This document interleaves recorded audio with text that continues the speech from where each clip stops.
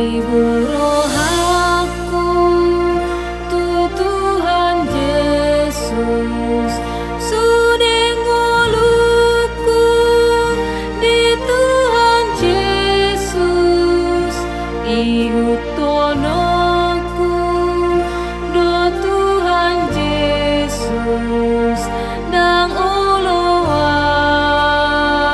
sumurut be. Damai sejahtera yang melampaui akal, itulah yang menguasai hati dan pikiranmu di dalam Kristus Yesus Tuhan kita. Amin. Sapaan firman Tuhan buat kita di pagi hari ini, Sabtu tanggal 14 Januari tahun 2023, diambil dari kitab Kolose pasal 2 ayat 7. Dikatakan, hendaklah kamu berakar di dalam Dia dan dibangun di atas Dia. Hendaklah kamu bertambah teguh dalam iman yang telah diajarkan kepadamu, dan hendaklah hatimu melimpah dengan syukur. Demikian firman Tuhan. Dalam nyanyian buku NDHKBP nomor 248 dikatakan, selama hidup di dunia hatimu tuluslah, dan firman Tuhan ingatlah kekal selamanya. Bak pohon yang baik hidupmu lebatlah buahnya, daun hijau teduh ia teladanilah. Itu nyanyian buku NDHKBP yang tertulis dalam nomor 248. Bapak, Ibu, Saudara yang dikasihi Tuhan, berakar di dalam Kristus. Akar adalah sangat penting bagi tumbuhan.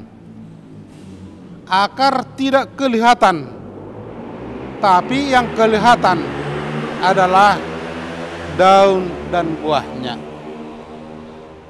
Akar memungkinkan hidup. Apa artinya? Artinya, akar itu adalah menyerap kehidupan. Itu yang diangkat oleh Paulus kepada jemaat Kolose. Apa artinya berakar dalam Kristus? Sama seperti pohon yang disebut di atas. Penulis Mazmur dalam Mazmur 1 ayat 3 dikatakan, ia seperti pohon yang ditanam di tepi aliran air, yang menghasilkan buah pada musimnya. Ia tidak layu daunnya.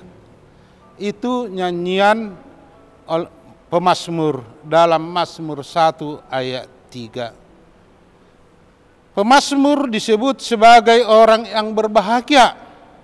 Kebahagiaan yang dimaksud di sini adalah dari sudut pandang Allah. Seperti pohon yang ditanam di tepi aliran sungai yang berbuah lebat.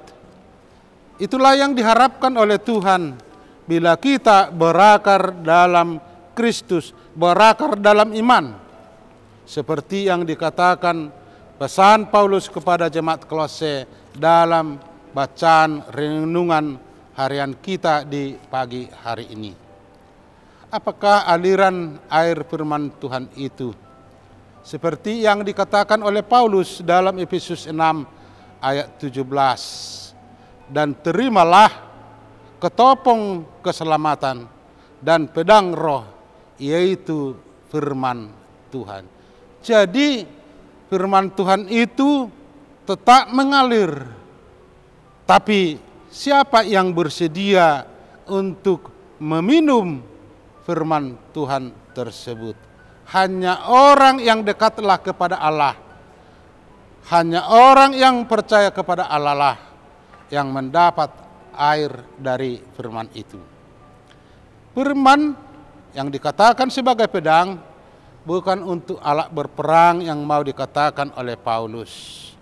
Tetapi yang mau diingatkan oleh Paulus, kita adalah prajurit Kristus yang membawa senjata, yaitu firman Tuhan. Kalau kita tanpa senjata melawan si jahat, kita akan kalah dibuat oleh si iblis.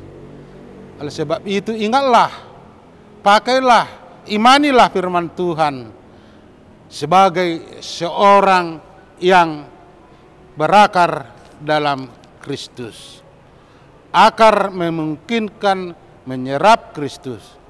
Jadi bagian penuh kehidupan kita hanya dari Kristus.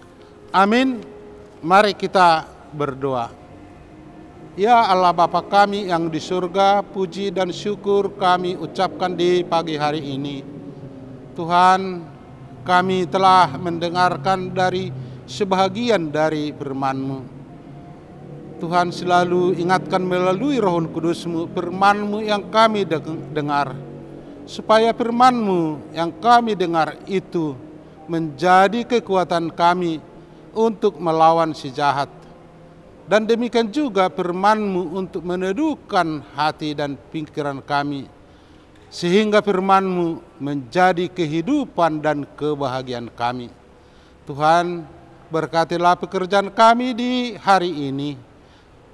Beserta Engkaulah kami, karena Engkau kekuatan kami, karena Engkau kebahagiaan kami. Hapuskanlah dosa kami, dalam Kristus Yesus kami berdoa. Amin.